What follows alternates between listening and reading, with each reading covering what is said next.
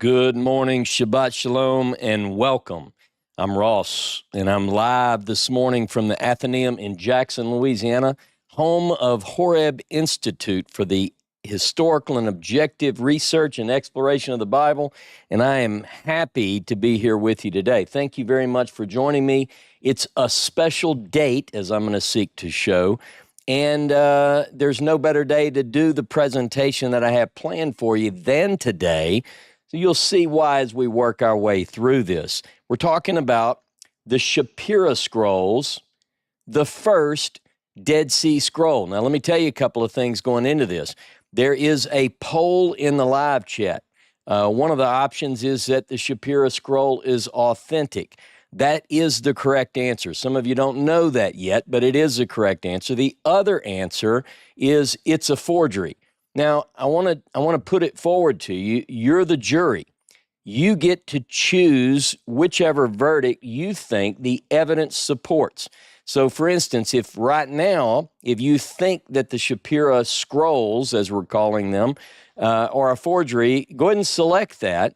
If you can't change your answer, I don't know if you can or not, but if you can't, you can write a full-blown apology in the comment below this video. But I really look forward to your opinions, and I really, even though I'm joking a little bit, I'd like to get your feedback because feedback is free. I'm going to present a case this morning, and we're going to talk about this, and then, by the way, after my presentation, we're doing a live discussion, live stream discussion. Members of our Yakad will be with us in a Zoom call. Those who are not yet members of the Yakad can still watch this discussion because it's going to stream here on our channel on YouTube. All right, so to begin the class, we're talking about Dead Sea Scrolls.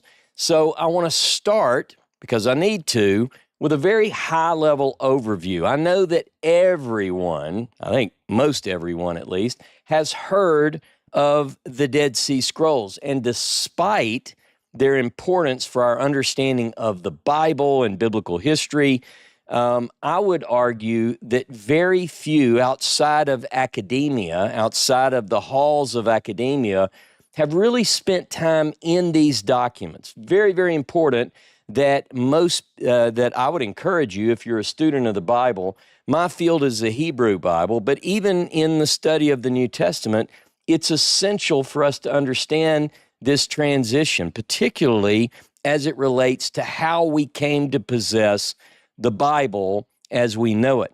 So again, the question that I want to begin with is, what are the Dead Sea Scrolls? What are the Dead Sea Scrolls? Now, I want to begin with this, first of all, this idea, even though most people refer to these scrolls as the Dead Sea Scrolls, not all of the Dead Sea Scrolls were discovered in the vicinity of the Dead Sea. So some would argue that this designation may not be the best designation for this corpus of text, but it's too late. Right? Everyone knows these manuscripts as the Dead Sea Scrolls. Now, many of the scrolls, the bulk of the scrolls, were discovered at a place called Khirbet Qumran, which is about 8 miles south of Jericho. If you want to find this on a map, you can look in any good Bible map and you'll see this location.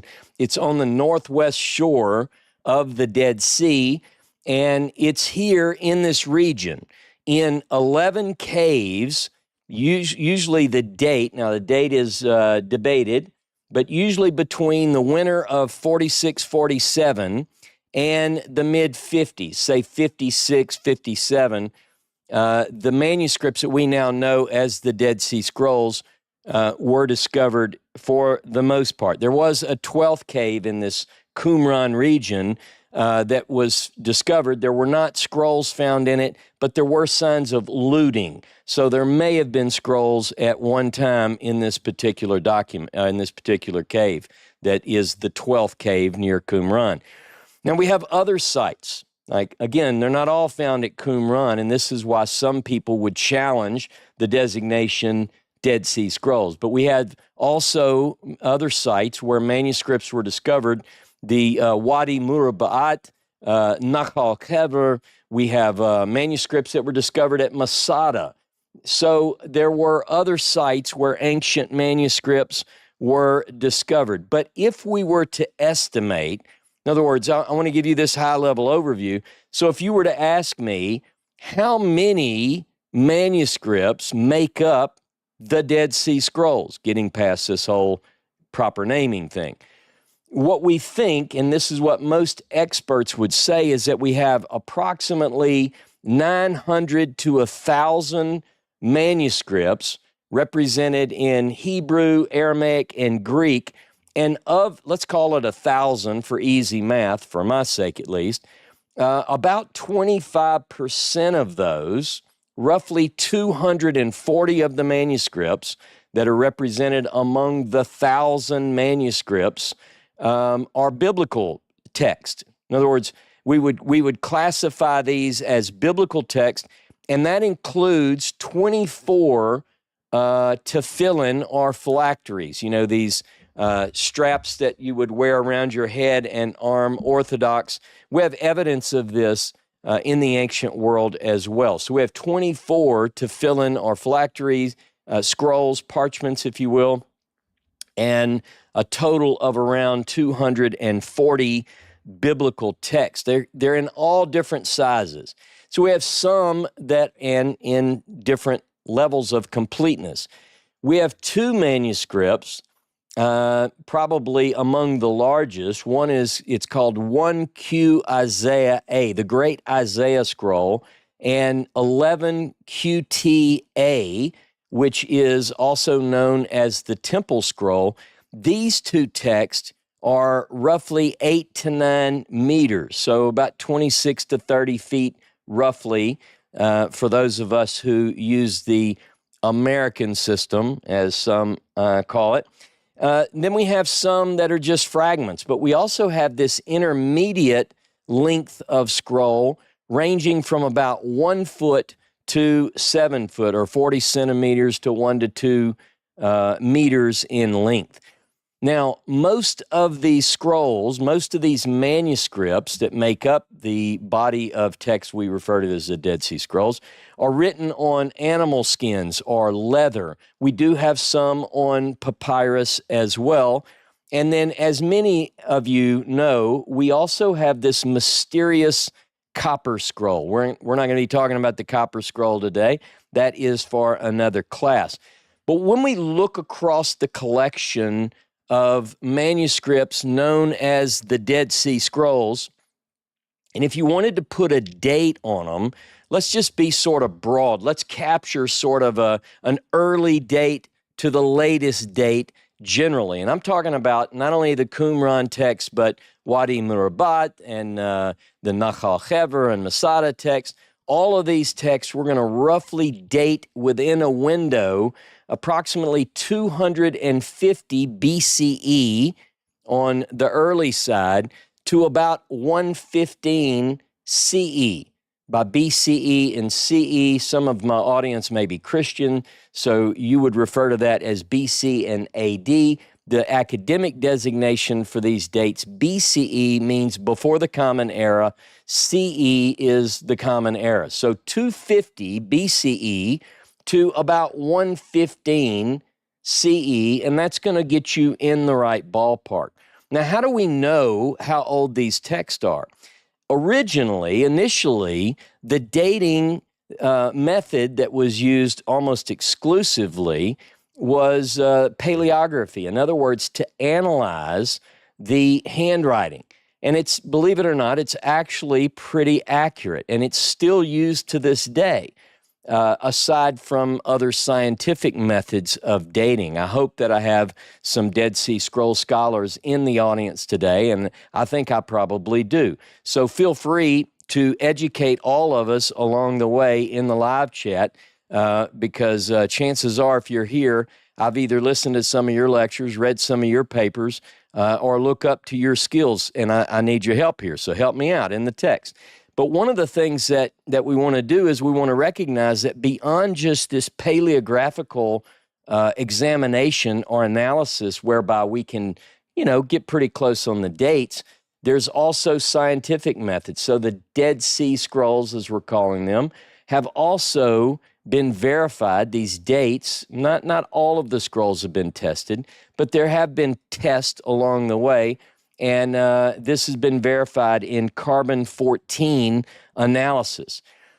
Now, one of the things that I want to do as I begin to get into the subject matter today is I want to talk about the idea that there evidently has been and was a method that was known and used to preserve these precious documents. Clearly, someone knew what they were doing. Now, a lot of people will attribute this to the perfect climate around the Dead Sea and the Judean desert, but there is also indications that there's some purposeful preservation. So the first thing I want to do is show you a biblical text where we read about the preservation of a document, and that's going to be in the book of Jeremiah, Jeremiah chapter 32 and verse 14. I'm going to read this morning this text from the JPS. Not a very literal translation, but it serves our purpose today. Jeremiah 32:14. Thus said the Lord of hosts, the God of Israel, take these documents, this deed of purchase, the sealed text and the open one, and put them in an earthen jar so that they may last a long time. Now, you know the story. Many of you know the story of in Jeremiah chapter 32 and taking this deed, and you had a seal on it and so forth, and we won't get into the background story. But the idea that I want you to see is that Jeremiah is seeking to ensure that this deed of purchase is preserved for posterity, for a long time. He wants it to survive the elements. And so one of the things that I wanted to bring up is that where you hear me read in the JPS documents or deeds of purchase, the Hebrew behind that is sefer or sephrim. Now, a lot of people will translate sefer, most modern English translations will say book or document or deed in this case, but sefer, and it's also often translated scroll. But technically and literally, a sefer is a document, an account. And I like to use the word account in English because it ties to the root word, the root meaning of the Hebrew root sefer. A sofer is a scribe, and it's tied to the word count. So a scribe would count the letters of an exemplar as he is preparing a copy to ensure that he's rendering precisely one copy to the next. So you have this idea of counting the letters and so forth. Now, when we talk about a rolled scroll, as most people are familiar with, like we see in synagogue scrolls, we're really technically talking about Megillat Sefer. Megillat Sefer is a rolled account, if you will. All right, it was the method, at least at a certain point in the history of preservation of these manuscripts, these documents. We find that 4 times in the Hebrew Bible: Jeremiah chapter 36, verse 2, Jeremiah 36, verse 4, Ezekiel chapter 2 and verse 9, and Psalm chapter 40 and verse 8. Talk about a Megillat Sefer. But better, again, the way I would like to translate Sefer is an account, all right? Now, while talking about ancient references to preserving these precious documents, there's also a text it's an apocryphal text known as the Testament of Moses, or the Assumption of Moses. And I just want to give you a quote from the first chapter of that apocryphal work, the Testament of Moses. Let's call it chapter 1, the end of chapter 1. And this apocryphal work is Moses telling Joshua certain things, and here is what it says on preserving the manuscripts.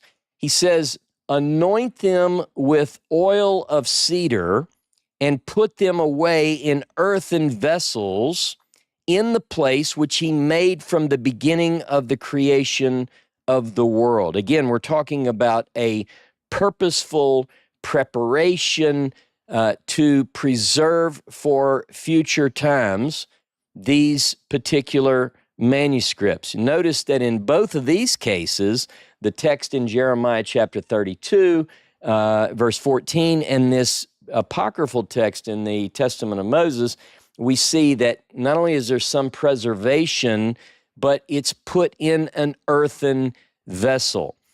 Now, one of the things that I'd like to do is, I have a text, and I included this in my book, The Moses Scroll, because I'm dealing with the subject in that book of this lecture today. But one of the authors that I found I really wanted to get into while I was doing this material was a scholar by the name of Menachem Mansour. Menachem Mansour in the 50s it was a very popular Dead Sea Scroll scholar. And he ties into the story of the Shapira Scroll.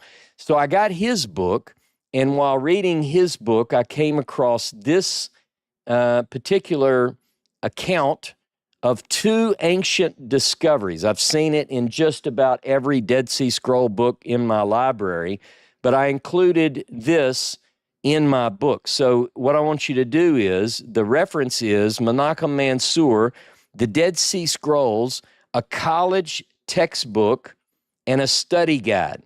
And here is what Menachem Mansour says. Under the heading, Similar Discoveries in the Dead Sea Region, recorded in antiquity, Bishop Epiphanius, 4th century AD, refers to Old Testament manuscripts in Hebrew and Greek found concealed in earthenware jars near Jericho in AD 217. AD 217. Both Origen, 2nd to the 3rd century, and Eusebius, 3rd to 4th century, refer to this find. According to Origen, a Greek version of the Psalms was among the manuscripts. So these are old accounts of discoveries of scrolls in earthenware jars in caves. Here's another one. Nestorian church patriarch Timothy, 780 to 823 of the Common Era, in a Syriac letter addressed to Sergius, metropolitan of Ala, tells of books found, get this, near Jericho in a house on the rocks. Timothy goes on to say that more than 200 Psalms of David had been found among the books. Okay, so now we've got early references to a preparation or preservation of ancient documents. We've got accounts in these early times that I just listed, 217 AD, 820. You know, we're talking about these documents that were found in caves. Now, what we know from history is roughly silence for about a little over 1,000 years, okay? If I go from 823, the end of Patriarch Timothy's life, let's just say somewhere in that range, and I go all the way forward until the 19th century, there's no mention. In fact, the references that I just gave from Mansour's book weren't really known. So now I want to bring you with me to a remarkable discovery. I'd like to invite you to come into 1878, 19th century, 1878. It's summertime in the old city of Jerusalem. Some of you who've been there are already sweating, just listening to me describe summer in the old city. We're talking about July, August. And I want you to come in through Jaffa Gate, and we're going to walk down David Street. Just keep walking forward, walk down David Street, and turn left with me on what is called Christian Quarter Street. all right? And we're going to go down Christian Quarter Street, and we're going to go to a shop of an antiquities dealer and bookseller, shop owner by the name of Moses Wilhelm Shapira. Again, 1878. In 1876, Shapira's shop was listed in Baedeker's Guide to the Holy Land. Remember, because at this time, people are beginning to travel transatlantic voyages to go to the Holy Land to see, for the most part, where their Lord walked and lived and died. So Baedeker's Guide of 1876 is telling tourists the best shop is Shapira's shop. And so it's listed therein. On the sign, we're walking down the street, on the sign, you read it with me. It says Moses W. Shapira, bookseller and antiquarian, correspondent to the British Museum. Now, I'm going to tell you a story that was told to Moses Shapira that ties into our subject today about the Dead Sea Scrolls.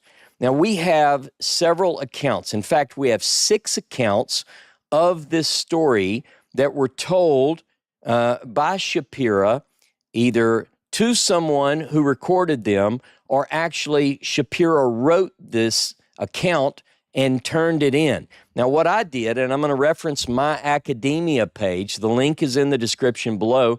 I have looked at all of these accounts and even produced a document for you. You just go there, not now, after the class, you click it, you download it, you study it. I aligned all 6 of these accounts side by side as a sort of a harmony of the accounts, so you can see the details there. It's called Provenance of the Shapira Fragments. Now, there are going to be some differences in the accounts. I mean, if they were all exact, word for word, you should be a little bit nervous. In fact, if you read the accounts of the Dead Sea Scrolls, I highly recommend Weston Field, The Dead Sea Scrolls, A Full History. And one of the things that Weston Field does is he goes in and gets very accurate information. He interviews people who were living at the time, and he gets some of the best interviews. It's the best book, absolutely, beyond a doubt, no comparison. Weston Field, A Full History, Dead Sea Scrolls. I don't even know if you can find it anymore. If you can, be ready to pay a lot of money. But one of the things that he says is the details in the story of the discovery of what we call the Dead Sea Scrolls vary. There are variations. One says this year, one says another year. This is what happened. Was he chasing a goat? Did he throw a rock? But in general, the details are right.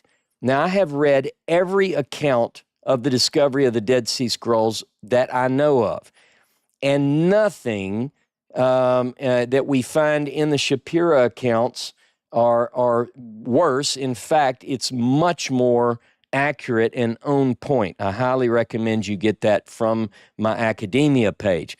Now, there is a well-known sheikh who lives in a town called Abu Dis. His name is Mahmoud Erakat. And Mahmoud Erakat runs a business. We know this. I've verified it. I found a lot about Mahmoud Erakat. And Shapira tells us that his buddy Erakat and an entourage of Arabs, Bedouins, come to visit him at his shop in the Old City, summer 1878. And they tell the story of a discovery that they heard about. Now, one of the reasons that they're telling Shapira about this is because he is a scroll merchant. He is a known antiquarian who has a very good reputation with institutions such as the Staatsbibliothek, what it's called now, the Berlin Library, the Berlin Museum, as also with the British Museum in London. So they know he's interested in antiquities, and they know he's interested in scrolls. So they tell him the story that they heard from some Bedouin. And here's the story, just the high level. 1865, during a period of unrest. Now, I went in my research because I was thinking, can we validate that 1865 is a period of unrest? Check it off. Yes, we can. There's a really great book that gave me the information I needed. It's by a scholar by the name of Evelyn Vandersteen, and it's called, I have to look at the title, it's called Near Eastern Tribal Societies During the 19th Century. That is a good book. I highly recommend it if you're into all sorts of nerdy stuff that I'm talking about today. So Evelyn Vandersteen tells me that there is a great period of unrest in the middle of the 1860s. It is called the Tanzimat Reforms. The Ottoman Empire, who controls this region, is led by a person called the Wali. The Wali of Damascus he's got one major problem in his empire because he's trying to bring it into the modern age. The problem is the Bedouin. He's trying to conscript Bedouin into public service, military service for one. He's trying to tax them, and the Bedouins don't like this. They want to be free, right? So there is a great resistance. This Ottoman ruler, the Wali of Damascus, really becomes the enemy of the Bedouin. And two things happen that are very important in the 1860s. Most scholars miss this. Their hatred of the Wali caused the discovery of the scroll that I'm going to tell you about today, but they also, the same hatred, led the Bedouin to destroy what's called the Mesha Stela, the Moabite stone. Look it up. That was 1868. It's this last few years of the 1860s where the Bedouin and the clashes with the Ottoman rulers are really going around. So Shapira just says, during a period of unrest about 1865, certain Bedouin were fleeing the conflict with the Ottoman Wali, and they find refuge in a particular cave. And this cave is, you can see this on the map. In fact, in my book, The Moses Scroll, I have a map that we designed, my good friend and illustrator Daniel Wright designed for me, that shows the location roughly of the cave. And it's high in the cliffs east of a place called Aroer, A-R-O-E-R, which is also known as the biblical River Arnon. Now look this up, this location. Put this in your notes. Deuteronomy 2, verse 36, Deuteronomy 4, verse 48, Joshua chapter 13, verse 9, and verse 16 all deal with this region, Aroer, the river Arnon. Okay, it's right there. In fact, a couple of my good friends, the Tylers and Jono Vandor, some of you know these people. We've been on 3 now surveys of this region, going in caves and doing some examinations and trying to trace down what I call Cave 1, the first cave. I'm not talking about Cave 1 at Qumran. I'm talking about a cave before Cave 1. So maybe we call this Cave 0. I like that. Cave 0, Ground 0, Cave 0. And we've come up with a couple of options, and we're still trying to narrow that down. Okay, but we've done some surveys. Now here is when they go into the cave, I'm going to read you a few sentences from a recent entry that I submitted. It's going to be published in Brill's Encyclopedia of the Dead Sea Scroll. The entry is called Shapira Fragments. Here is what I wrote for that article on the discovery. It says, inside the cave, they reportedly discovered a bundle, or in some accounts, multiple bundles, wrapped in decaying linen, coated, get this, in a black sticky substance described as bitumen or pitch with an asphalt-like smell. Hoping for gold, the Bedouin unwrapped the linen and found inscribed black leather strips, which they discarded. One of the Bedouin, however, retrieved the strips, believing they held talismanic power, and kept them for 12 to 13 years, during which he became wealthy, a change he attributed to the fragments. Now, when I'm talking about wealth for a Bedouin, that means lots of sheep, a couple of wives, that kind of thing. We're talking about the 1860s. So over a period of 12 to 13 years, this Bedouin kept them, and they brought him good luck. This is the story as it was told to Shapira in his shop by Arakat and the Bedouin. Now, during this conversation, these various Bedouin were saying things like, these Westerners come in and they take our treasures, and when they take treasure from our land, they remove the blessings from it. And they're really sore over this, and they're really making this point. So Shapira's listening to all this. He goes to his buddy Arakat and he said, hey, my interest is piqued. Well, how do I find out more about this leather strips you're talking about? I think I want to see these. And so this meeting led to a meeting the following day at Sheikh Arakat's house in Abu Dis. So he goes there and he hears more of the story. They tell a little bit more about this manuscript discovery. Shapira is chomping at the bits. I think you know what that means. He is excited. He wants to see this manuscript.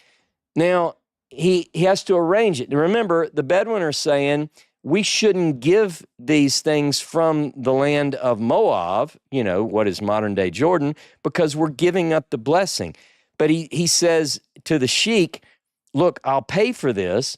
I need somebody that's not superstitious like these boys you brought here. So Sheikh Arakat says, I know a guy. Now, he describes a shady character by the name of Selim, who's from a tribe of Bedouin called the Hajaja. Now, I'm not satisfied when I'm doing my research, nor any research, to just read a name and not know something about it. So I turned to Evelien van der Steen, the scholar who is the authority on Bedouin in the 19th century, and I learned some things about the Hajaja tribe. The area where the scroll was reportedly discovered happens to be territory of the Hajaja tribe. That gives me some validation to the story, quite a bit actually. And this guy Selim has a bad reputation. Well, one of the things that Evelien van der Steen told me in her book and in personal correspondence is that the Hajaja tribe are known to be robbers, moving goods across the Jordan Rift, selling and transferring, so forth. And so the sheik tells Shapira, this guy is basically crooked, and he would sell his mother-in-law for a few Turkish coins. So Shapira said, hook me up with this guy. The very next day, Shapira's not at his shop, but he comes back, and the shop owner has purchased a strip of leather, one of these fragments that was supposedly discovered in the cave east of Aurora, and he's blown away because he can make out certain ancient paleo letters, and this reminds him of the text of the Moabite stone, the Mesha Stela. So you can imagine he's an antiquities dealer. No one has seen at this point in history Paleo Hebrew on leather. Right? We're going to get into this. So, but he's excited, and he tries to figure out how he can get in touch with this guy, Selim. But Selim is a wanted man because he's one of these Hajaja robbers, or he's got some crime of blood guilt on him, something of that nature. So he's scared to come back into Jerusalem. He made one trip. He made it out. He doesn't want to chance it again. So Shapira goes to Sheikh Arakat, and he says, I need to arrange some meetings. So they arranged the first one and all subsequent. There were 5 in total at a place called the Fountain of the Apostles near Bethany. Now, we can actually go there. In fact, on my upcoming tour, we're doing a part of a Shapira tour. And one of the places we're going to go is this very spot where the transaction of the manuscript took place. So he goes there and he meets over a series of 4 to 5, we think 5 clandestine meetings, And each time, Selim brings him a piece of the manuscript. It's in different fragments, different strips of leather. And some are more easy to read, some not so much. But over a period of these meetings, by the end of August 1878,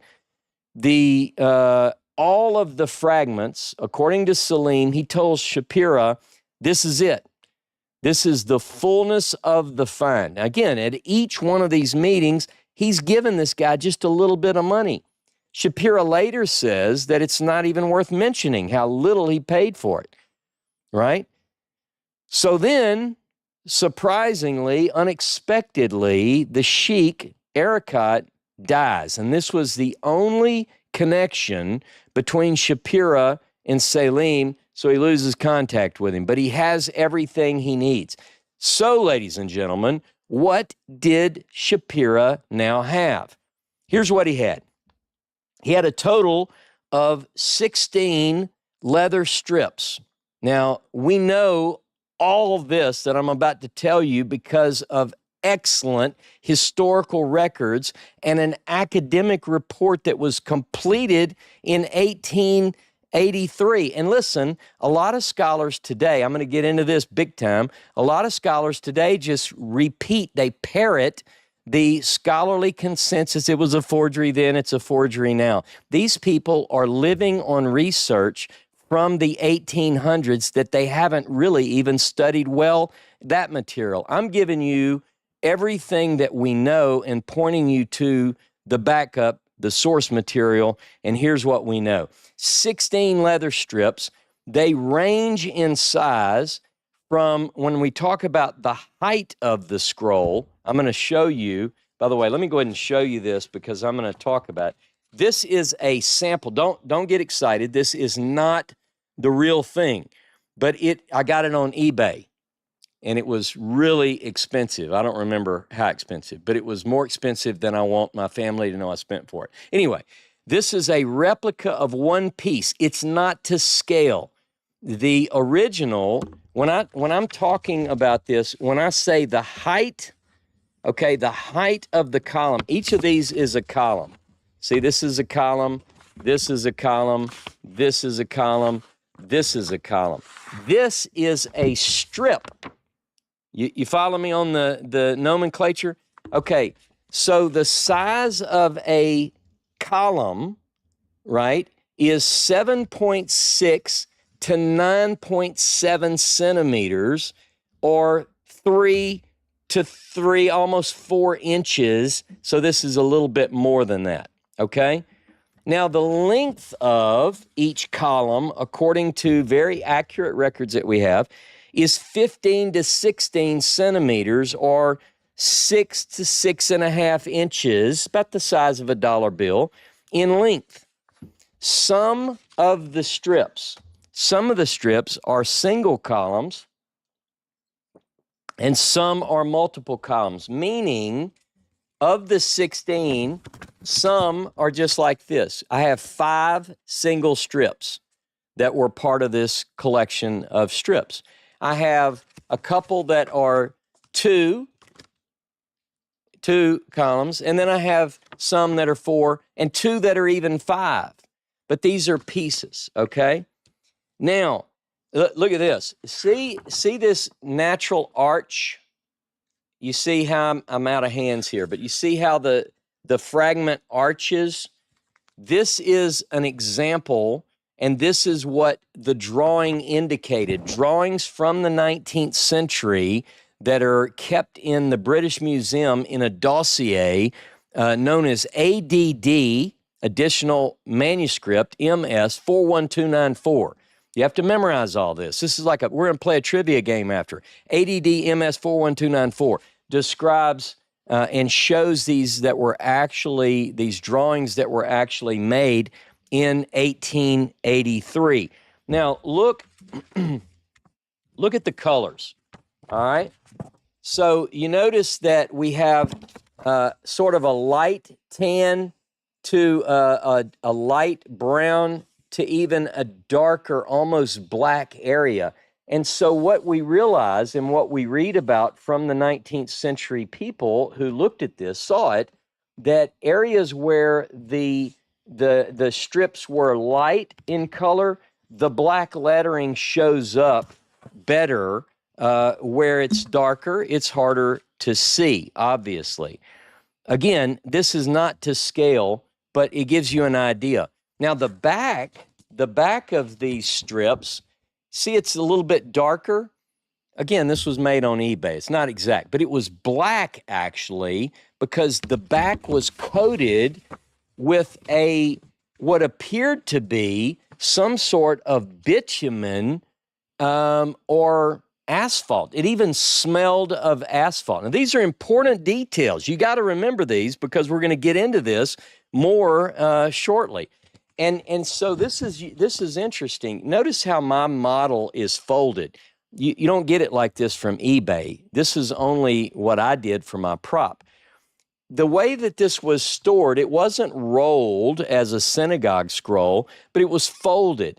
Letter side, look, letter side to letter side, back side to back side, letter side to letter side, so that never did the writing on the letter side of the fragment touch the sticky black substance on the back. Now, here's something else we know. On the back, in that sticky substance that's covering the back of the fragments, there were impressions woven textured cloth had made in the sticky black.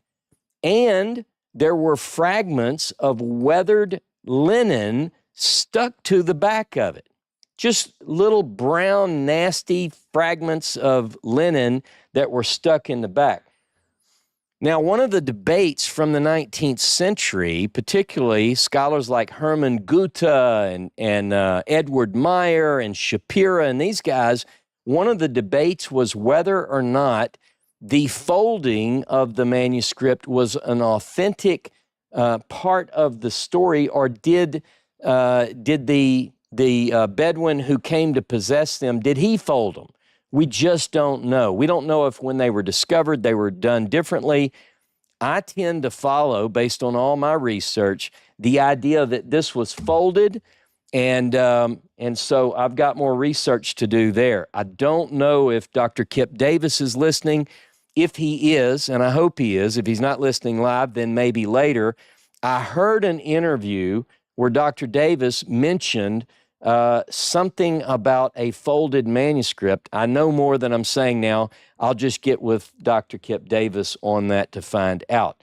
Now, one of the things that I want to do is investigate, is that possibly represented in other ancient manuscripts. Okay. What did the text, let's talk about the text and the contents of this manuscript, okay? So we have 42 columns. Remember our vocabulary, remember our terms. 42 columns of text. And this represents, this one strip represents 4 columns of text. Altogether, all told, what we think we have, what we know we have based on 19th century reports, 2 identical copies of the same text, okay? And a minuscule and badly decayed part of a third, like it wasn't even hardly worth mentioning. It's mentioned one time in the contemporary sources that we have, and then beyond that, I don't know that it's mentioned, maybe one other time, but sometimes Shapira initially said, I think I have a little piece of a third copy of the same text. We know that it was prepared by 2 different scribes. This isn't 2 copies of the same story by one scribe. It's 2 different scribes telling the exact same story, giving the exact same text. We know that they're different for a couple of reasons. One of the manuscripts, each column had roughly 10 lines of text per column, and the other had 12 lines of text. It's written in Paleo-Hebrew, and the letter forms look a little bit like, this was one of the reasons people raised a flag and screamed forgery, and modern scholars who don't study, who are lazy with this, say the same thing.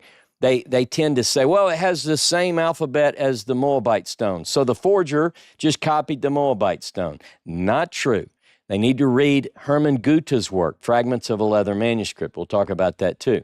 But in this, in the 19th century, we read that the ancient text on the strips was similar to, but not precisely what we would find on the Mesha Stela, the Siloam inscription, which was discovered in 1880. By the way, side note, don't have time to go into it. Moses Shapira is the one who cracked the code on the Siloam inscription. He's the one. I have it in my book, and I also have some articles on my academia page. The text is written in what we call scriptio continua. Now, what that means is a fancy Latin way to say continuous script, meaning the words are not separated. The words go together, right? So the ancient Paleo-Hebrew is written what we call scriptio continua. God, our God, is like all grouped together, just for an example. And there are what we now call interpuncts, which are used in various places in the 16 leather strips. Interpuncts are word separating dots. Not all the time, but there are some exceptions that I'll explain shortly. No one had ever seen Paleo on Hebrew in 1878 or 1883. In fact, not until the discovery of the Dead Sea Scrolls, which we'll get into, nor had they seen interpuncts used on leather. Now, if you look at lapidary engravings like the Mesha Stela or the Siloam inscription, you see word separating dots, but not on leather. But this document had it. It also had vertical score lines that were showing on the manuscript. We see these vertical score marks. The scribe didn't necessarily stay within the bounds, right, of the score lines all the time, but it's reported that the columns of text were basically uniform in length. In other words, it starts almost in a good line on this side, and I'm all twisted around, on this side, and then ends on this side. Again, there's another feature that was unknown in the 19th century. Words are broken between one line and the next. I'll give you an example. I just happened to be looking at column 3. By the way, this is called fragment E. We know this is fragment E because of transcriptions from the 19th century. I'm looking at the Paleo, and at the end of line 1, again, the word is broken here. You have an aleph at the end of line 1, and line 2 begins resh tzadi. You have to know that the Hebrew word aretz, land or ground, land, is broken here. So a person reading this would say, wow, they didn't just broke that word right in the middle. Words being split weren't known on any scroll. We didn't have anything like that in the 1880s. What did they say? All right, so here's where we really get into some exciting stuff. What do these strips say? Very important part of today's class. They resembled in some ways a sort of a Deuteronomy, a text which was even referred to as a Deuteronomy text, but differences existed between this text and in not only the text itself, but in narrative and vocabulary in orthography, which is a fancy word for the way that words are spelled in Hebrew. The differences between the Masoretic spelling and the spelling of this manuscript is different. Regardless of what you might read by the uninformed, the orthography is different from what we find in other lapidary examples like the Mesha Stela and the Siloam inscription. Those are the two found about this same time frame. I highly recommend for any academics who are listening, if you're not familiar with early Hebrew orthography by Cross and Friedman, that is a very important part of this. Dr. Edan Dershowitz gets into this, and you'll need to be familiar with all of that, at least to some degree. But the most significant differences between our manuscript, the Shapira Scroll, and the book of Deuteronomy, it's much shorter. It is the central law code. We know it as the Deuteronomic Law Code. Chapters 12 through 26 aren't in this manuscript. Now, if someone says, yeah, well, the forger left that out. Well, let me tell you what the forger would not do in the 19th century. Every scholar, and I've studied this in the 19th century, even today, most scholars believe that the core part of Deuteronomy, the earliest strata, I know I'm getting into some academic subject material here, the earliest strata is chapter 12 through 26. So if you're going to fake a scroll, the last thing you're going to leave out is chapter 12 through 26. This manuscript doesn't contain chapters 12 through 26. It does not contain chapters 32 and 33, these poetic sections. Here's one for you. You know the story in Deuteronomy 34? Most fundamentalists believe Moses wrote the Torah, the 5 books. Deuteronomy 34 describes Moses' death. Early scholars began to ask the question, do you think that this is Mosaic? Who wrote this? Big hoopla over who wrote this particular portion. It's not in this manuscript. This manuscript represents a first-person account of Moses. In other words, it's written in the first person. Now, I've taught plenty of classes on this. Some of you follow my teachings regularly. But in the Pentateuch, there are 647 references to the name Moses, indicating most logically that the one person who didn't write this was Moses. And the Lord spoke unto Moses is not something that Moses would likely write. It sounds like a third person. Someone else is telling us about Moses, right? All right. Now, in Deuteronomy, we do have some first-person material. This manuscript only has first-person material. It also lacks what is known as anachronism. Anachronism is something that gives itself away as being an insertion from a later time, right? So an anachronistic element in Deuteronomy, we have lots of anachronism in the 5 books of Moses. This document has none, capital N-O-N-E. It also, and this is a focus of the manuscript, it has a unique version of the 10 words. Many people refer to these as the 10 Commandments, but technically, according to the Pentateuch, with 3 references that where you find in most English translations the 10 Commandments, but in Hebrew it's Aseret HaDevarim. This manuscript has a different version. Shouldn't be a problem because even Exodus 20 and Deuteronomy 5 don't agree. If you read Exodus 20, the 10 Commandments, and Deuteronomy 5, another version of the 10 Commandments, you'll see they're different. Look at my academia page. I show them side by side, indicating all the differences. This manuscript is different in other ways too. If you look at whichever version you prefer, Exodus 20, Deuteronomy 5, and you try to figure out how to number them, the reason Catholics and Jews and Protestants don't agree on the numbering of the 10 words is because it's ambiguous. They didn't come with Roman numerals beside them like the one on your refrigerator. It was harder in antiquity to count.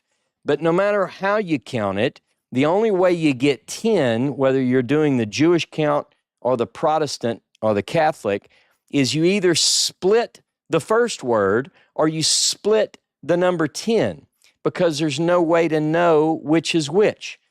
But in this manuscript, every word, the word meaning the commandment, it's not technically commandment in Hebrew, it's a matter, a thing, like, God said, whatever. All right, so the first one, if we're talking about the words, each ends with this phrase, Anochi Elohim Elohecha.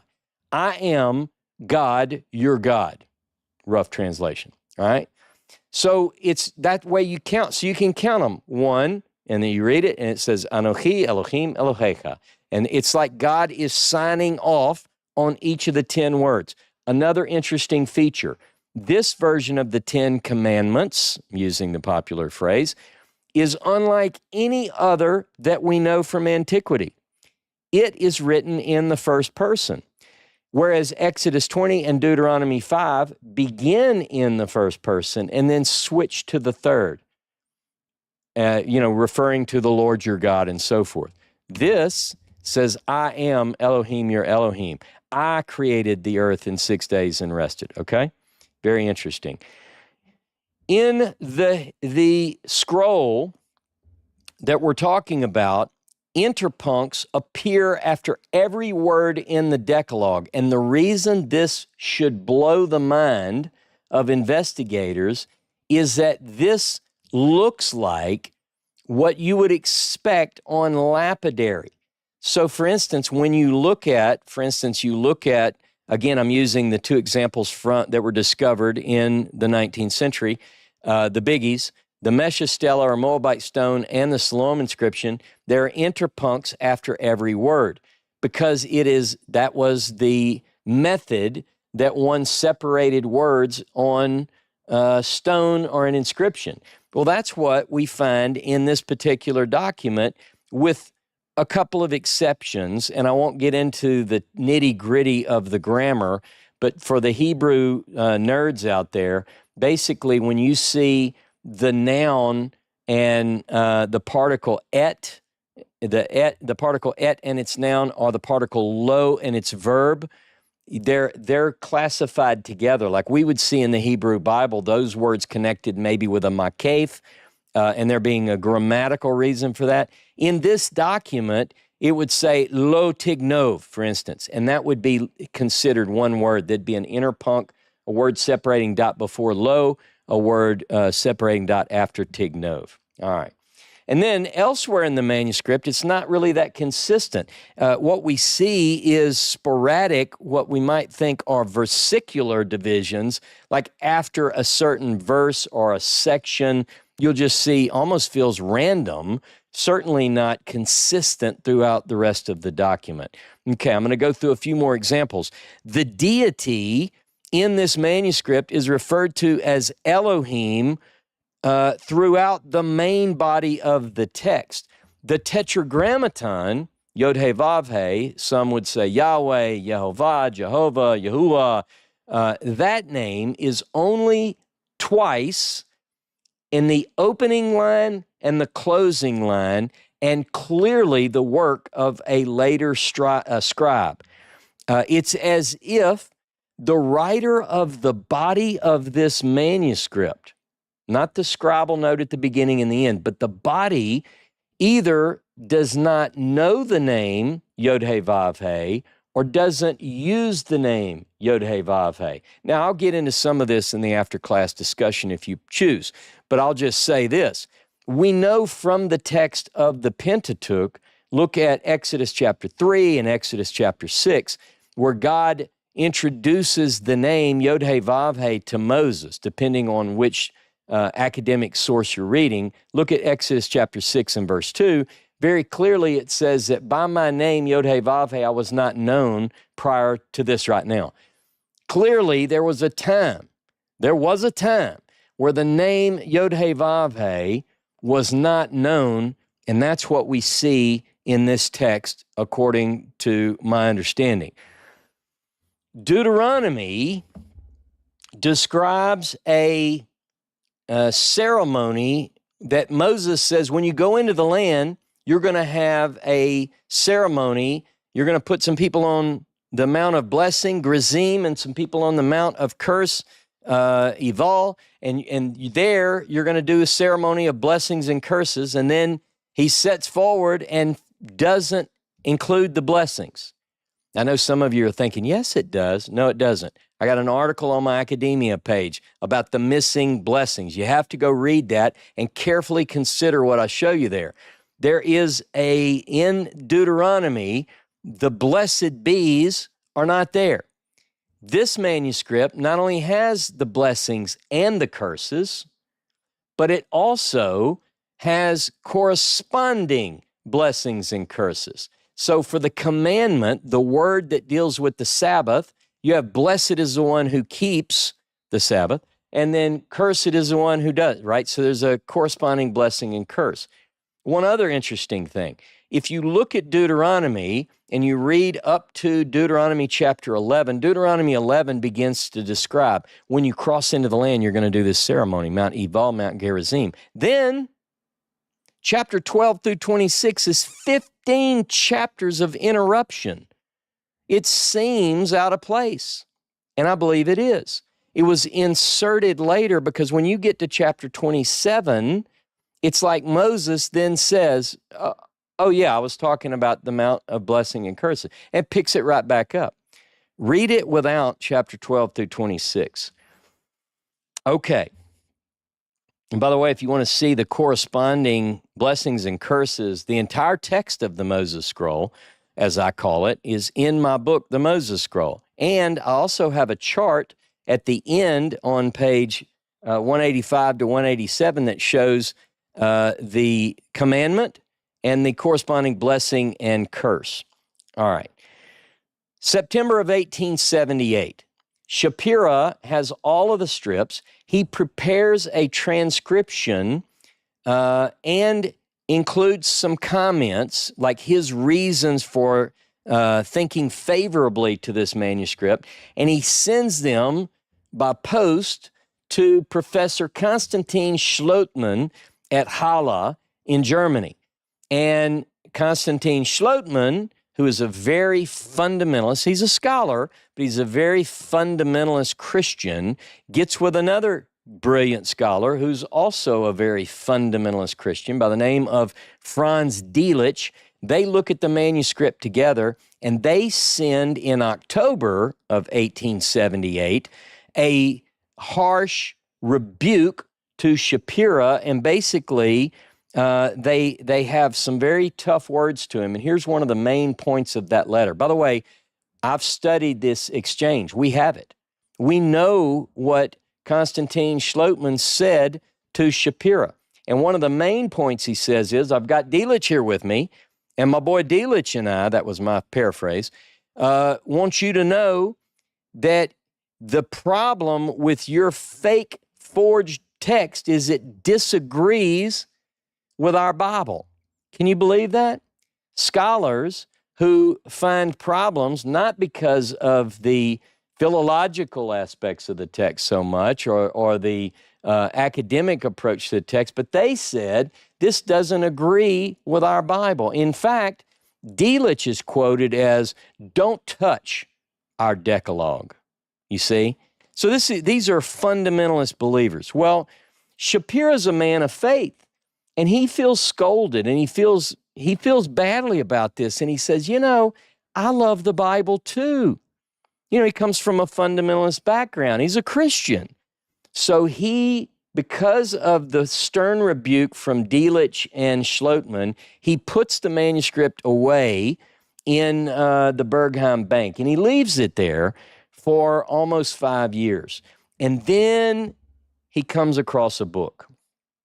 And the book that he comes across, now I'm not an expert at German, so this is my Louisiana accent, never having received a an oral presentation or verbal teaching on German. I do study German, but my pronunciation is probably not right. He finds a book called Einleitung in das Alte Testament, written in 1860 by a guy by the name of Friedrich Bleek. Now, I read the English translation of this book. I've carefully studied it because Friedrich Bleek is giving an introduction to the Old Testament. And in this work, 1860, these are when the German critical schools are beginning to function, and the German critical schools are beginning to question whether or not Moses actually penned the Pentateuch, and they're bringing up all these questions. So Shapira, who had been scolded by the fundamentalists, Delitzsch and Schlottmann, reads the work of the latest, greatest scholarly opinions, and he comes to realize, as he puts it, that the Pentateuch, as we have it, was not written by Moses or in his time. And he has something come over him. And he says, he puts it this way, what a change came over me. Because he realizes the scholars are pointing out anachronistic elements in the Pentateuch, things that couldn't have been written in the time of Moses, geography that's wrong, a list of events that could not have taken place at that time in that order. And you know what he begins to say? Now, wait a minute. My text that's in the Bergheim Bank doesn't even have this. So around Easter of 1883, he pulls his manuscript out of the Bergheim Bank. On the 9th of May, 1883, he sends a 10-page letter to Professor Hermann Strack in Berlin. I have that letter, and yes, you can read it in my book or my academia page. It's just filled with all kind of fun stuff. Check it out later.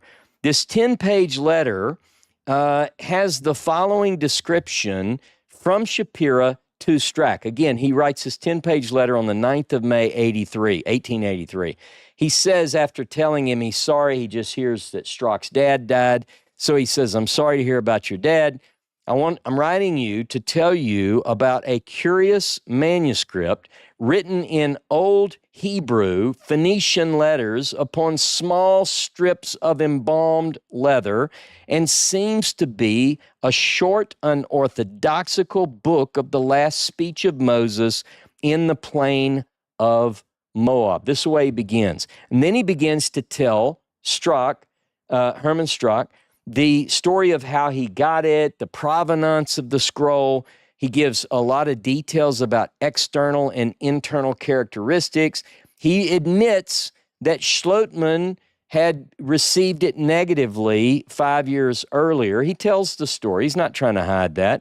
And then he begins to give a list. He lists a few people who already supported its authenticity.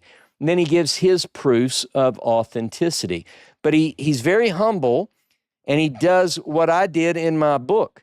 He puts forward a challenge to the academics of his day, and he says to Strack, I wish that you, in all your high academic wisdom, I'm paraphrasing, but this is kind of what he said, would take a look at this, because I trust you, a wise scholar that you are. And this is kind of what I did in my book. I wish that you, because most scholars don't look at all this. They just say, well, we don't know. And they said it was a fake. And in the letter to Strack, he mentions, we have this letter, again, transcriptions on my academia page. He says, I'm sending you a transcription of part of this manuscript with some of my comments. Fast forward. My book was published in February of 2021 on the 24th. 2 weeks later, to the day, New York Times headlines, a Harvard scholar, a Harvard fellow by the name of Idan Dershowitz, who was at the time a professor of Old Testament at Potsdam University in Berlin, also wrote a book about the Shapira Scroll. It's called The Valediction of Moses, a proto-biblical book.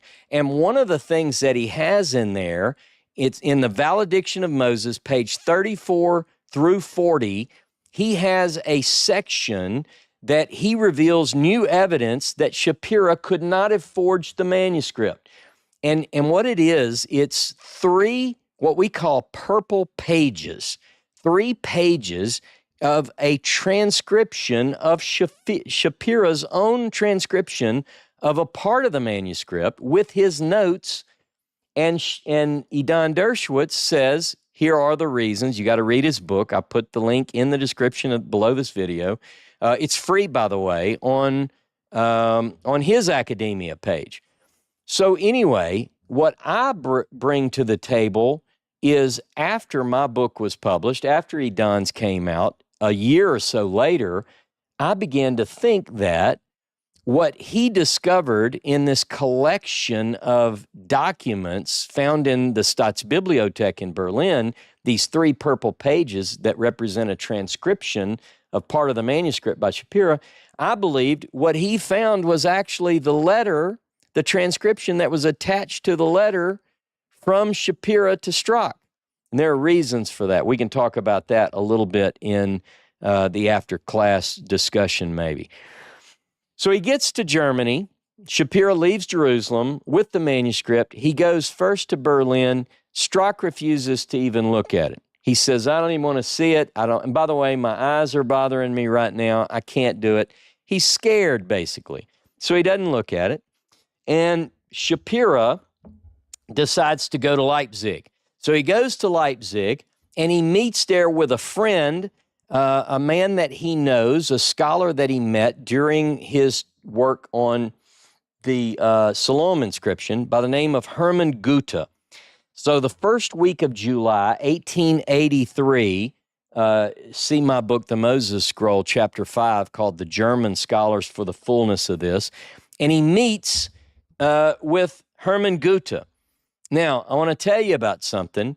James Tabor and I, as the book was almost finished, James read a document, a translation of a book by Yoram Sabo, who's one of the experts on the Shapira case.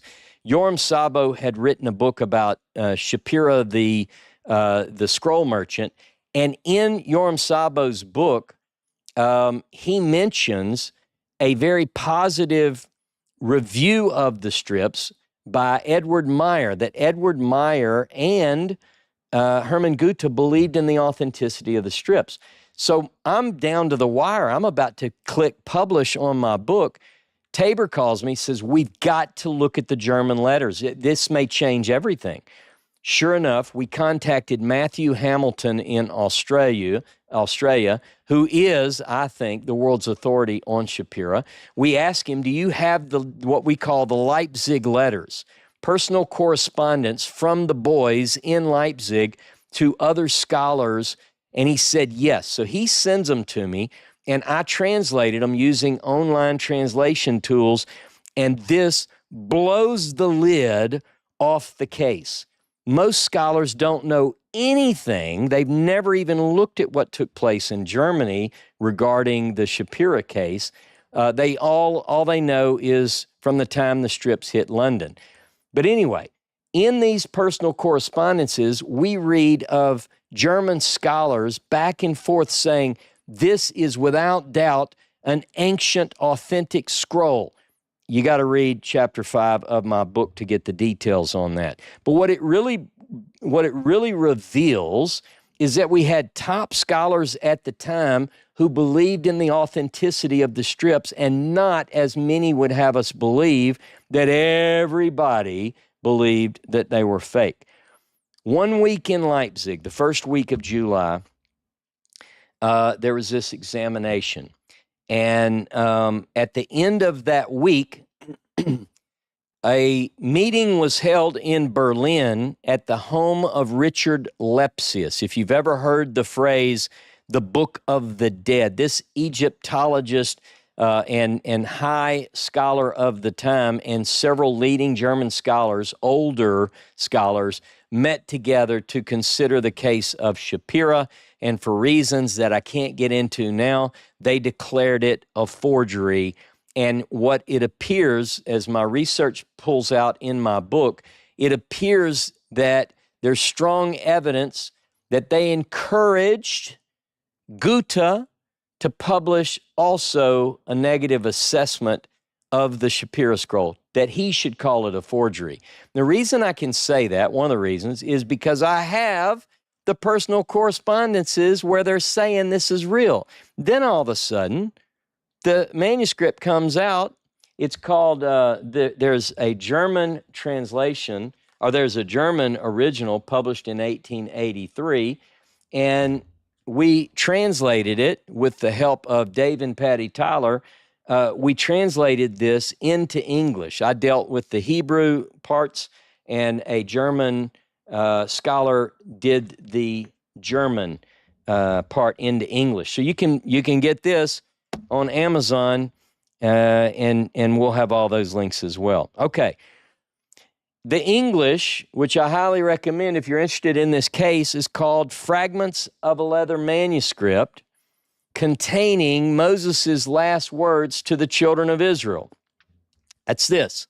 And in this book, published by Goethe, August 14th, 1883, he breaks it down in the following sections. There's a description and origin of the text of the transcription. The text of the document, meaning there's a transcription he looked at. Where's my paper? He looked at these strips and wrote letter by letter in modern Hebrew what the manuscript said. So get this. Now we've got a transcription in Shapira's hand.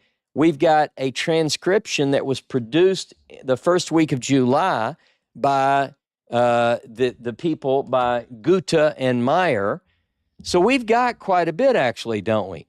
He gets into the character of the strip, remarks on the text, and then he includes at the end of his book, and I included in mine, a chart of the letter forms. In other words, he hand draws the letter forms as they appear in the manuscript strips. But the meeting in Berlin on the 10th of July, they call it a forgery.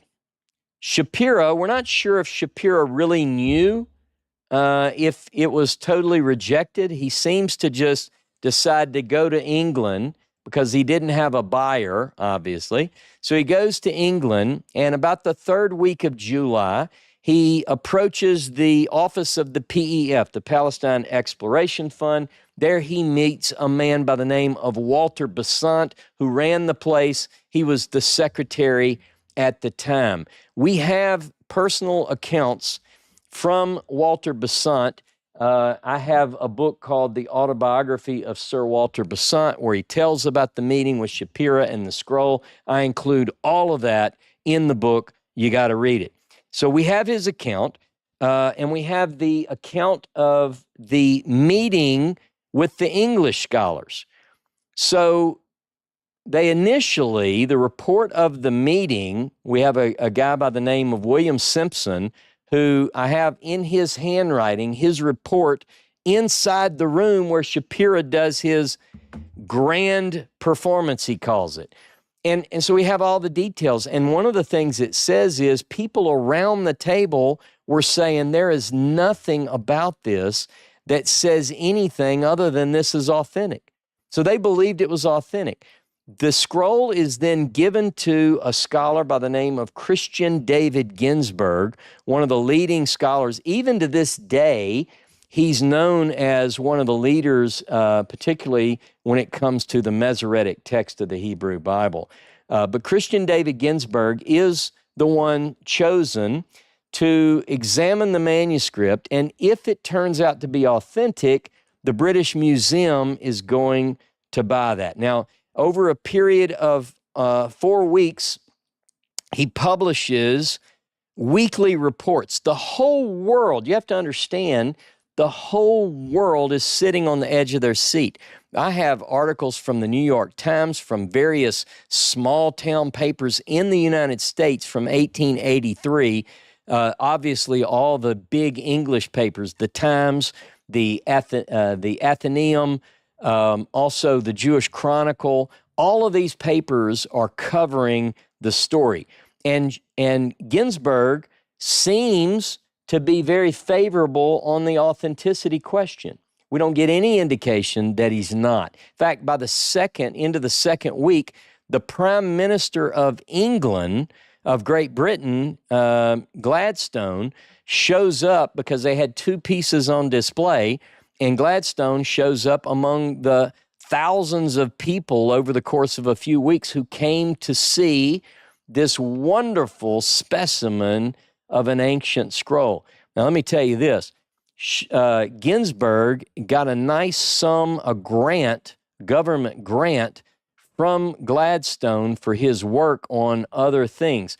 You would probably assume that Ginsburg, if he thought it was fake, would have said, "Hey, sir, don't get too excited. This thing's fake and I'm about to drop the hammer." No, he didn't. Everybody's waiting for his decision.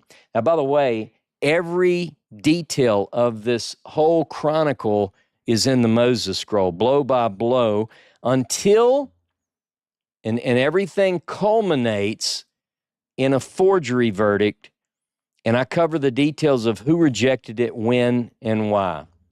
Bottom line is this. In the 19th century, the consensus, public consensus, top scholars of the day, the experts in Europe, in Germany, Dillman, Saccal, Nodecki, Schrader; in England, Besant, Conder, Archibald Sayce, Neubauer, Claude Conder, Christian Ginsburg, all of these gave a thumbs down, ultimately, but not until the French savant, Monsieur Charles Clermont Ganneau, who admitted to thinking it was fake before he ever left France, shows up and gives the death knell for the Shapira manuscript. His conclusions remain the prevalent reason for rejections to this day. Soon following, like actually the next day after Clermont Ganneau's findings hit the papers, Ginsburg all of a sudden is in a hurry to turn his in. Remarkably, it looks like he was looking over his shoulder. Now, in other words, his reasons for rejection are very similar to Clermont Ganneau's. There's a debate, and this turned into a real battle at the time. Who was the one who first spotted the forgery? And that debate is also in the book. Okay, so as August of 1883 came to an end, the Shapira fragments were rejected, at least publicly, by all the experts, and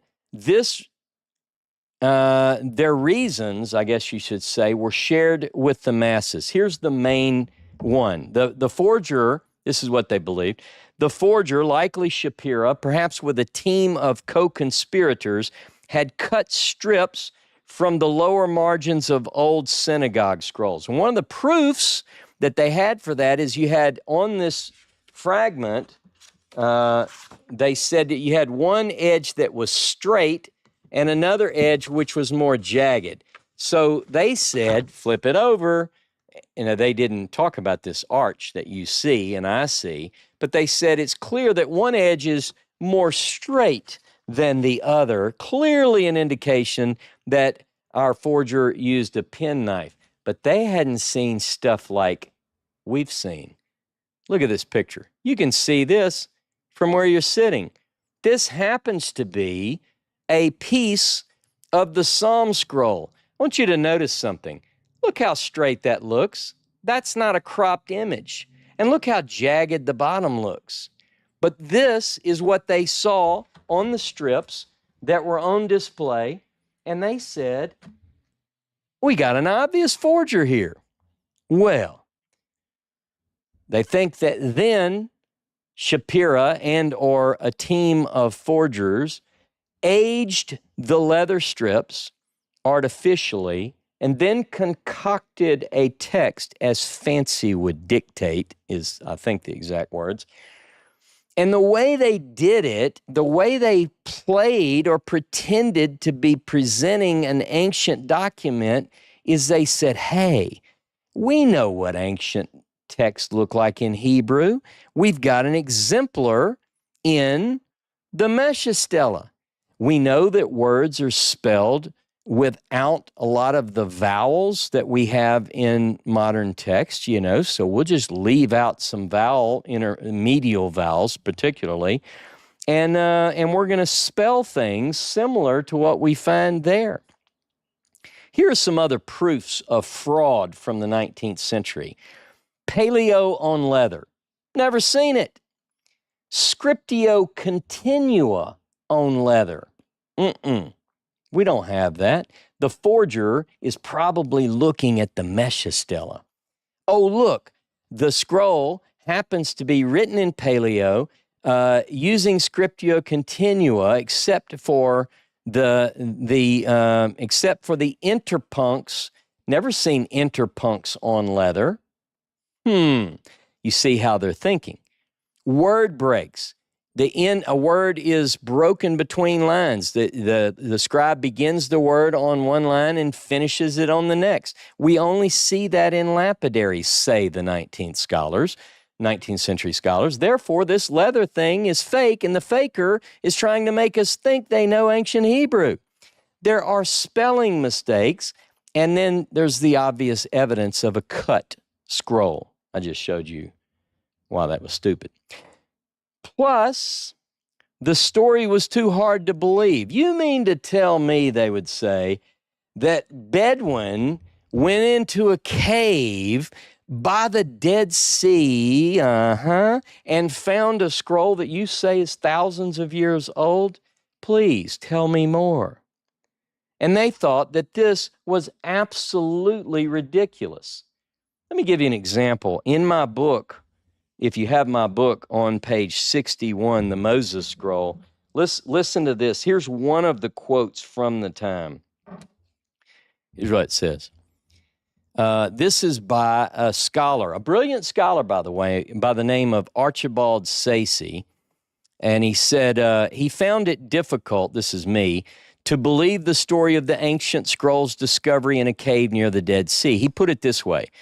It really is demanding too much of Western credulity to ask us to believe that in a damp climate like that of Palestine, any sheepskins could have lasted thousands of years, either above the ground or under the ground, even though they may have been abundantly salted with asphalt from the Vale of Siddim itself. He's not the only one. Other scholars thought that was ridiculous.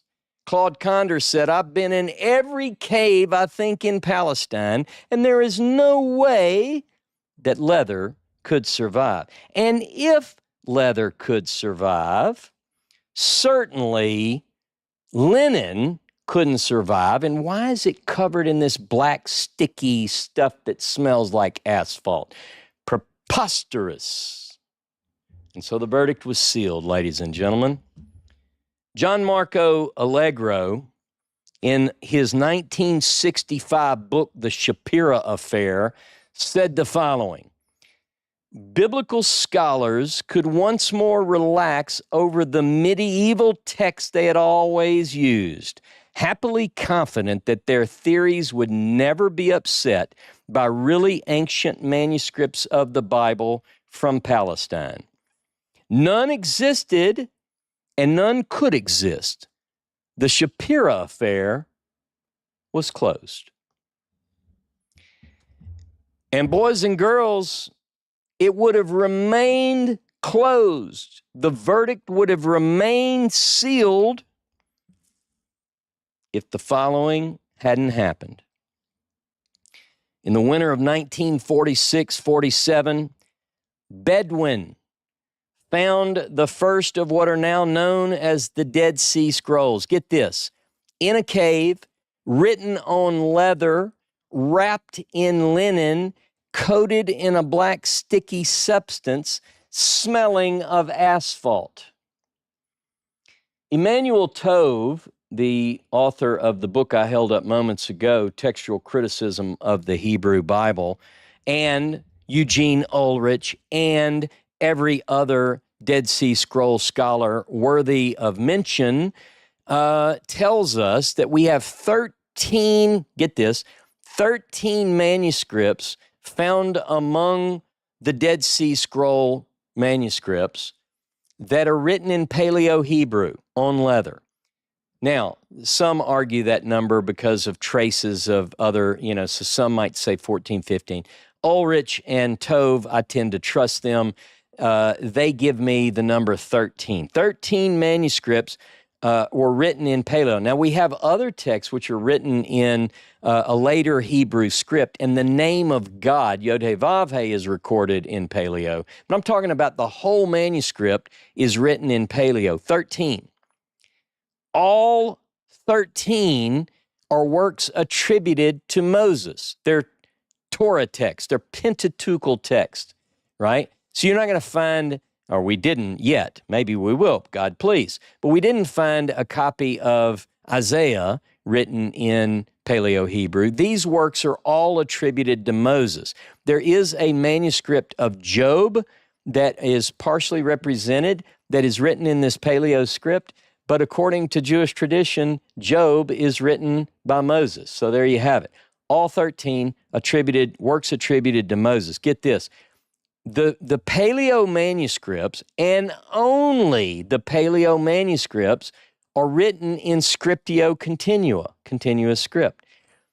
The Paleo manuscripts, and only the Paleo manuscripts, contain words separating dots. All of this is in Emanuel Tove. It's also in my book, The Moses Scroll. Only manuscripts written in Paleo have words broken between lines. There are Paleo manuscripts that match the dimensions that we find roughly in our manuscript that was so considered to be whacked off the bottom of a synagogue scroll. And we have plenty of examples. Go Google arch-like shape of scroll fragments, or better yet, read an article by Shlomo Gil about the Shapira Scroll was a Dead Sea Scroll. Vertical score lines existed on the Dead Sea Scrolls. Some of them even had horizontal lines, which to the best of our understanding, ours did not. But we do have some evidence that some only had vertical score lines, and that's what ours had. Spelling mistakes. Spelling is there's a difference in the spelling of the Qumran manuscript. Some of that is covered in the book Early Hebrew Orthography that I mentioned earlier by Cross and Friedman.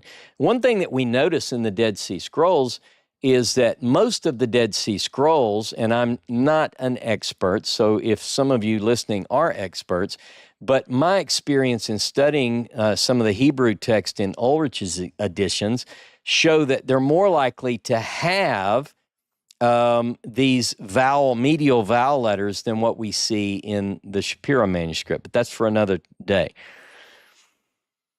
But here's the deal. The reason when these scrolls were discovered, most of the academics at the time lacked, I think, skill and certainly courage to challenge the 19th century scholar's verdict. And let me tell you this, I hope this doesn't hurt anybody's feelings, but I believe that the same applies to this day. In the Moses Scroll, on page 114, I said the following. Predictably, not everyone was inclined to accept the authenticity of the newly discovered scrolls. I'm talking about the Dead Sea Scrolls. Among the reasons for skepticism was a previous discovery of blackened scrolls wrapped in linen, allegedly discovered by Bedouin in a cave near the Dead Sea. Wonder what that is.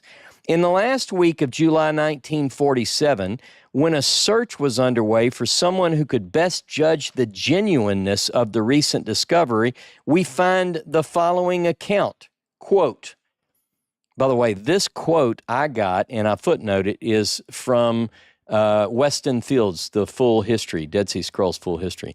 Quote, according to Anton Hazu, Father Vincent would have been the more logical person at the École to judge the scrolls, but he did not even want to look at them, he said, because he was afraid they were fakes, something like the one Shapira had tried to sell years before. Are you kidding me? This guy wouldn't even look at them because he said, it's a fake. You don't remember the Shapira story? But that's not all. Listen to this.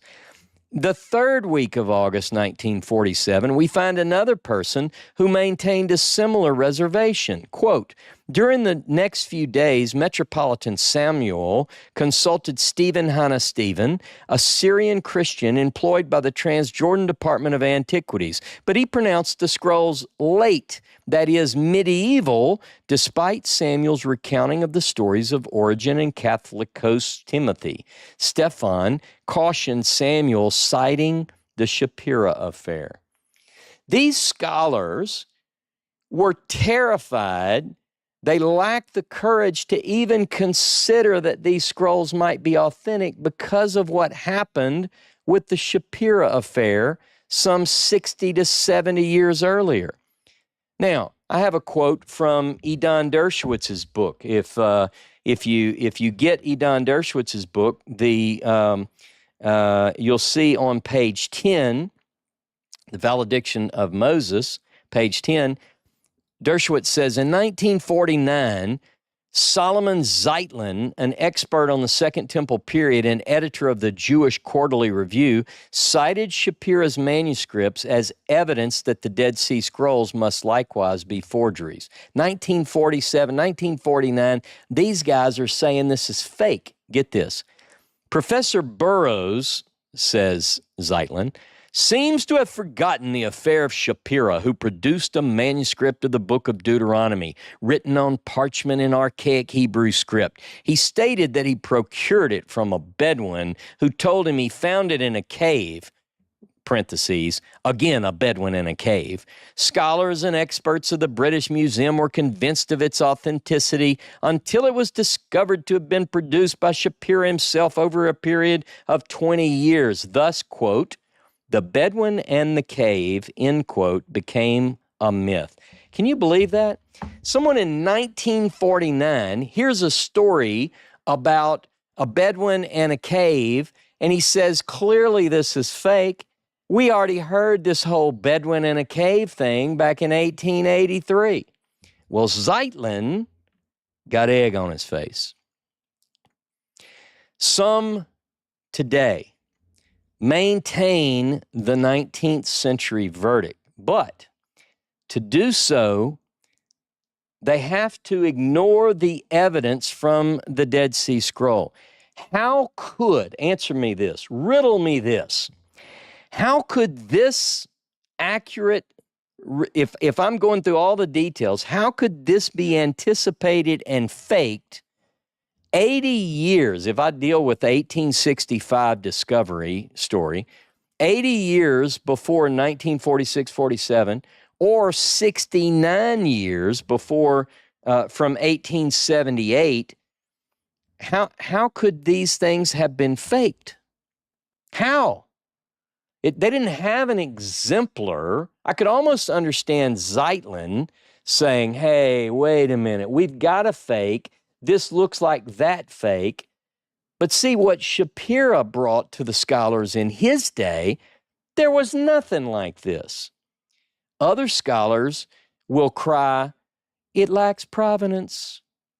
I hear this all the time. And they hate anything that doesn't have the provenance known. Now, I get this. I don't want to give any tip to those who are trafficking in forgeries. So don't get me wrong. But we still, I think, if scholars certainly, I think, have an obligation to look at evidence and determine that that you can say, look, I don't like it because it was not a known provenance, but you need to look. But you're just going to say, I don't care. What are you going to do with the Dead Sea Scrolls? Was that found in a tight archaeological dig? Okay. We don't have the fragments, is what people will say. We don't have them anyway, so it's a moot point. But let me tell you what we do have. We have a story of the discovery with verifiable facts. Verifiable facts. We know that when Shapira says he dealt with a Sheikh Mahmoud Erekat, who was known at the time as transversing the Jordan Rift, bringing people to and fro, we know that that's true.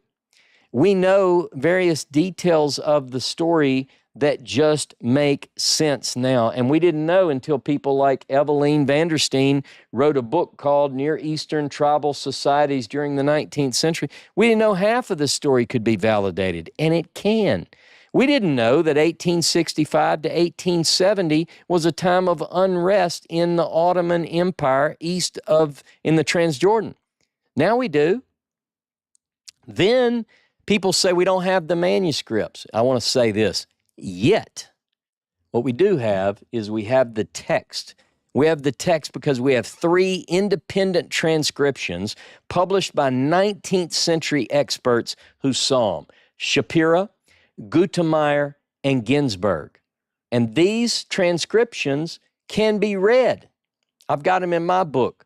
I've got them on my academia page. I have line by line every transcription. Dershowitz has it in his book. And there's also a team of investigators working daily, I'm telling you, daily on this topic. I'm working not only with James Tabor and the Tylers and Jono, I'm working with Matthew Hamilton. We are constantly in contact with people that you may have heard of, like Don Dershowitz. We talked to Shimon Gibson. I've been in contact with Joan Taylor. I have plenty of verifiable, certifiable academic experts who are willing to consider. Look, it's easy to say we think they were forgeries. That's lazy. Now, I can understand if somebody says, I'm working on other stuff. I don't care. Okay. But don't talk about it at all then if you don't know the material. That's the main point. By the way, not only are we searching for the manuscript strips, we've got leads. Today, I've only scratched the surface. So thank you for staying with me this long. But listen, I've only scratched the surface in this talk today. But what do you think? I mean, based on what you heard, and some of you have read my book, some of you have read Don's book, some of you have read the Shapira Affair by John Marco Allegro. The question comes down to the poll that we have in the chat. What is your verdict? Is the Shapira Scroll authentic or is it a forgery? Were they frauds produced in the 19th century? And if so, how could he have faked things that no one had ever seen before? If he's a forger, not only is he a forger, he is the most gifted, somebody who can predict the future. I want you to vote right now. Take the time and vote. If you don't see it in the chat, if you're not watching the live chat, leave comments for me. I want your comments. Look, you don't have to agree with me. If you don't agree with the positive assessment of the scroll, if you think I've done something which is sleight of hand or I've not presented the evidence, not only here because I only had a couple hours, but in my book, if you think I haven't done a fair job, leave a comment. I might even answer it. I want you to do one other thing if you would. Subscribe to this channel if you haven't yet. Sign up to become a member of the Yakad. It helps us to continue to produce materials like you're listening to right now. And one final point. I normally don't stamp a video, but today happens to be the 8th of March. The 8th of March is significant. I told you at the outset, today is a significant day for a significant presentation. The significance of the date is twofold. In 1884, on the 8th of March, Moses Shapira died. And I believe under mysterious circumstances.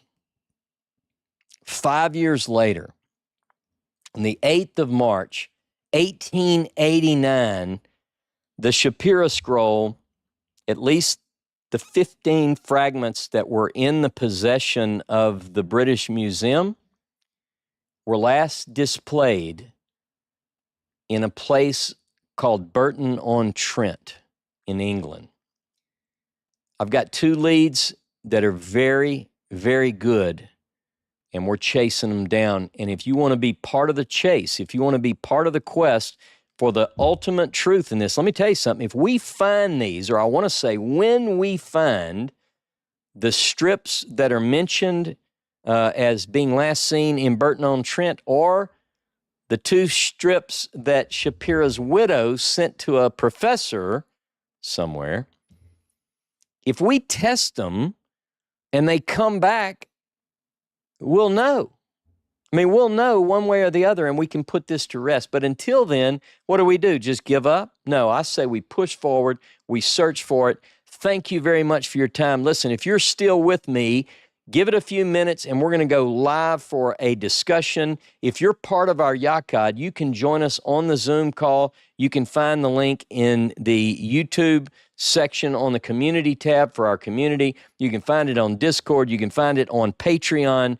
Please join us there. If you're not part of the YACOD, stick around. You'll be automatically redirected to another YouTube video where we're going to debate and discuss these things. Shabbat Shalom. Thanks for listening. Have a great day.